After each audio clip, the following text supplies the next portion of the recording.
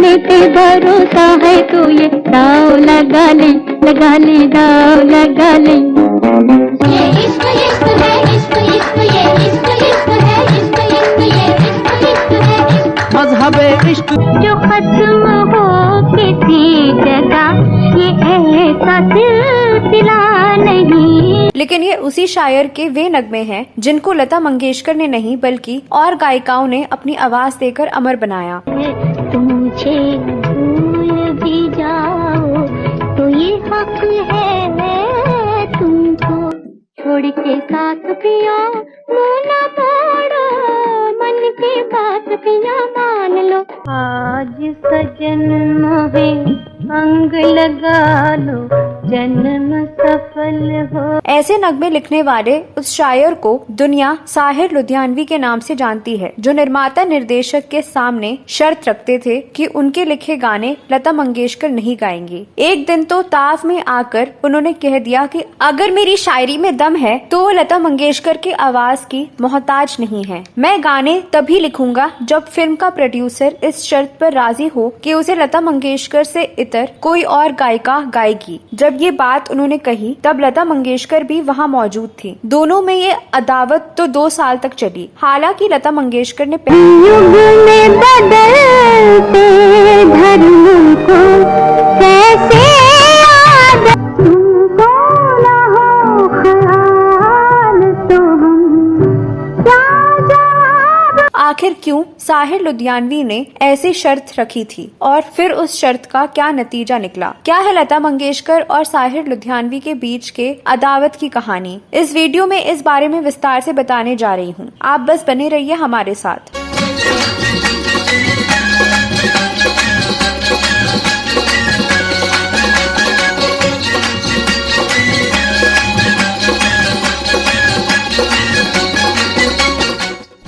दोस्तों, साहिर लुधियानवी ने 1949 में ही आजादी की राह पर में 4 गानों के साथ गीतकार के तौर पर अपने करियर की शुरुआत की और इसके बाद की इतिहास के पन्नों पर उनका नाम दर्ज हो गया।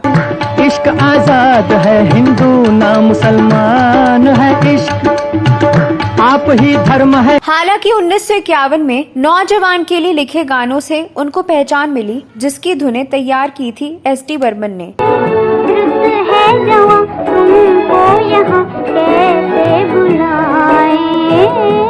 फिल्म बाजी के गानों के साथ उनका करियर बुलंदी पर पहुंच गया।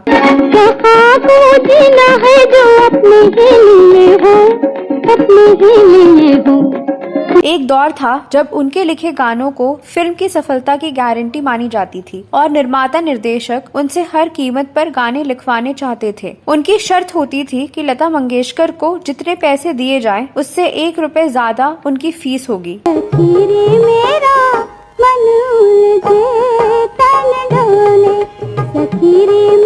कृष्ण अदीब द्वारा लिखी गई पुस्तक के अनुसार साहिर लुधियानवी के कई गीत स्वर कोकिला लता मंगेशकर ने गाए हैं, लेकिन एक दिन किसी फिल्म निर्माता ने लता मंगेशकर की मौजूदगी में साहिर लुधियानवी को ताना मारते हुए कहा, साहिर साहब चाहे कुछ भी हो, अगर लता जी की आवाज ना हो तो आपके गीत बेजान हैं। साहिर भी एक खुददार व्यक्ति थे। उन्हें गुस्सा आ गया और उन्होंने लता मंगेशकर और उस फिल्म निर्माता के सामने ही कहा कि जब तक मैं ये साबित नहीं कर दूंगा कि अच्छी शायरी लता मंगेशकर की आवाज की मोहताज नहीं है, तब तक लता मंगेशकर मेरा एक भी गीत नहीं गाएंगी। उसके बाद जिस फिल्म कंपनी द्वारा भी साहिर के साथ इकरारनामा होता, उनकी पहली शर्त यही होती कि ऐसा जवाब दे सकता था, पर लता मंगेशकर को किसी भी कीमत पर नजरअंदाज नहीं कर सकता था। लेकिन साहिर लुधियानवी अपने जिद पर अड़े रहे। 2 साल तक लता मंगेशकर ने साहिर लुधियानवी का लिखा एक भी गीत नहीं गाया। साहिर लुधियानवी ने लता मंगेशकर के बजाय सुधा मल्होत्रा जैसी नई गायिकाओं के साथ अपने गीत गवाए। फिर एक रोज एक शाम साहिर कार चलाते हुए अपने दोस्त के यहाँ जाते हैं और कहते हैं, अब लता मंगेशकर से फिर से दोस्ती हो गई है और अब दोस्ती सही मायनों में हुई है, क्योंकि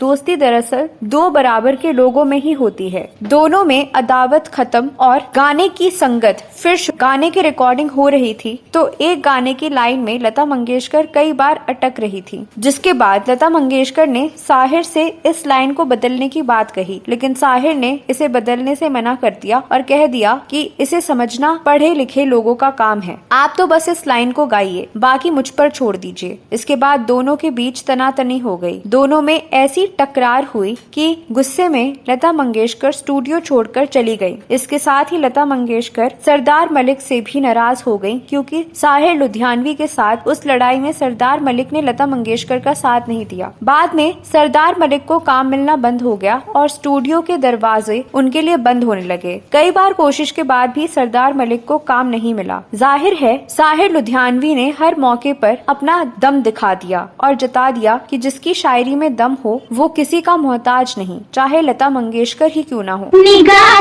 नाज के ओए निगाह नाज के आहा निगाह नाज के। इसी तरह का दम दिखाया था एक जिद्दी संगीतकार ने, जिन्होंने अपने पूरे करियर के दौरान लता मंगेशकर से एक भी गाना नहीं गवाया और इसके बावजूद उस संगीतकार ने फिल्म संगीत की दुनिया पर वर्षों तक राज किया। वह संगीतकार थे ओपी नैयर। लेके पहला पहला प्यार भर के आंखों में खुमार जादू नगरी से आया है। इसी तरह का दम एक सीधे साधे गायक ने दिखाया था जब उन्होंने भी कह दिया कि वह लता मंगेशकर के साथ गाना नहीं गाएंगे। जवाब में लता मंगेशकर ने कहा कि आप क्या मेरे साथ गाने नहीं गाएंगे, मैं ही आपके साथ गाने नहीं गाऊंगी। कई लोगों को ऐसा लगा कि अब वह गायक बर्बाद हो जाएंगे, लेकिन वह बर्बाद तो नहीं हुए, बल्कि उनके कारण सुमन कल्याणपुर और आशा भोसले जैसी कई गायिकाएं आबाद हो गयी।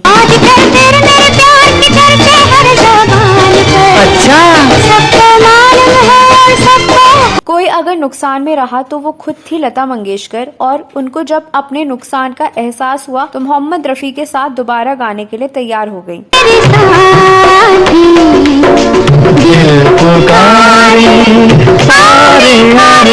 एक और संगीतकार थे जिन्होंने लता मंगेशकर को नाराज करने का खतरा मोल लिया और इसके बदले में लता मंगेशकर ने उस संगीतकार के लिए गाने बंद कर दिए। लेकिन वो बर्बाद नहीं हुए, बल्कि उन्होंने शारदा जैसी गायिका को लता मंगेशकर के बरक्स खड़ा कर दिया। शोला बदन पहलू में आ जाओ। उस संगीतकार का नाम था शंकर, यानी शंकर सिंह रघुवंशी। ये वो लोग हैं जिन्होंने साबित कर दिया कि जिसकी शायरी, जिसकी धुन और जिसकी गायकी में दम होता है वह किसी का मोहताज नहीं होता। तो दोस्तों, आप इस बारे में क्या कहना चाहते हैं? कमेंट बॉक्स में अवश्य लिखें। इस वीडियो में बस इतना ही। इस वीडियो में दी गई जानकारी आपको कैसी लगी? अगले वीडियो में फिल्मों और गीतों के बारे में कोई और जानकारी लेकर आऊंगी। तब तक के लिए नमस्कार।